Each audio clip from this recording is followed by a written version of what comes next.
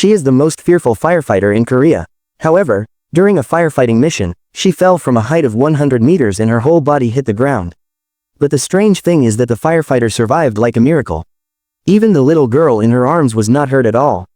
She realized this incident when she waved her hand. The sound was the sound that rang out. Such a kind-hearted person is rare.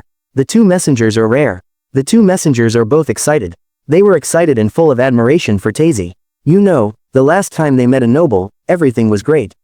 Only then can they be qualified to reincarnate. Once they are judged, they will suffer terrible punishment in the underworld.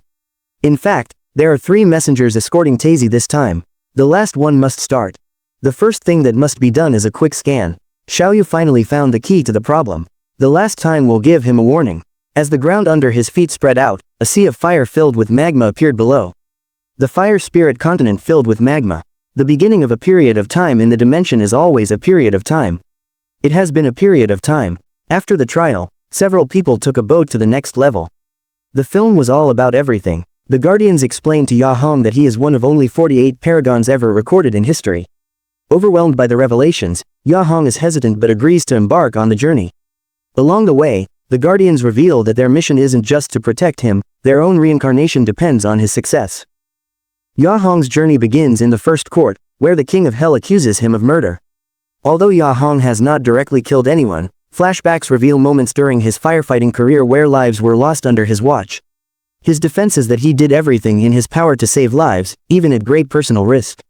The court acknowledges his intentions, and Ya Hong passes the trial. Next, Ya Hong and his guardians arrive at the Court of Indolence, a realm filled with massive grinding millstones. Here, souls who wasted their lives are ground into dust. Ya Hong is accused of not doing enough with his time on Earth. The Guardians argue passionately that his career as a firefighter was one of constant effort and selflessness. Ya Hong passes this trial as well, but it begins to weigh heavily on him. The third court accuses Ya Hong of dishonesty. In a courtroom surrounded by twisting vines of lies, Ya Hong must confront moments where he wasn't truthful. A key memory emerges where he lied to his deaf-mute mother about his job's dangers to spare her from worrying. The court recognizes the lie was motivated by love, and he is allowed to proceed. In the court of betrayal, Ya Hong faces accusations of betraying his colleagues and family. This court is set in a realm of endless fire and battles, symbolizing the torment caused by betrayal. Flashbacks reveal tensions between Ya Hong and a colleague he couldn't save in a fire. Overcome with guilt, Ya Hong defends himself, arguing that he never intentionally betrayed anyone. The court agrees, and he narrowly passes this trial. The court of violence accuses Ya Hong of causing harm during his life. Here, the souls of those who abused their power or inflicted pain on others are shown in eternal conflict. The Guardians defend Ya Hong by emphasizing his role as a firefighter who only used force to protect others. The King of Hell agrees that his actions were justified, and Ya Hong moves on. This trial becomes deeply personal. Ya Hong is accused of neglecting his mother, who endured a life of hardship to raise him and his brother. Flashbacks reveal that Ya Hong was often distant, prioritizing his career over family time. The court is unforgiving, and Ya Hong begins to feel the weight of his guilt. Meanwhile, Gang Rim, one of the Guardians, discovers that Ya Hong's mother's grief has empowered a vengeful spirit, threatening to derail their mission. To resolve this, Gang Rim temporarily leaves the trials to enter the world of the living. There, he learns of Ya Hong's younger brother, Su Hong, who died under mysterious circumstances.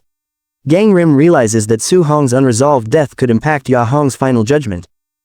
The final trial takes place in the Court of Injustice, where Ya Hong must confront accusations that he wronged others unfairly.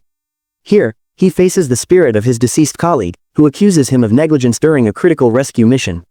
As Ya Hong breaks down in guilt, his guardians present evidence of his lifelong dedication to saving others, even at great personal cost. Meanwhile, Gang Rim uncovers the truth about Su Hong's death. Su Hong was wrongfully killed by a superior officer, and his spirit, fueled by resentment, has become a dangerous specter. Gang Rim confronts Su Hong and helps him find peace, ensuring that his soul does not jeopardize Ya Hong's trial. With all trials completed, the Kings of Hell recognize Ya Hong as a true paragon. His selflessness and bravery outweigh his flaws, and he is granted reincarnation.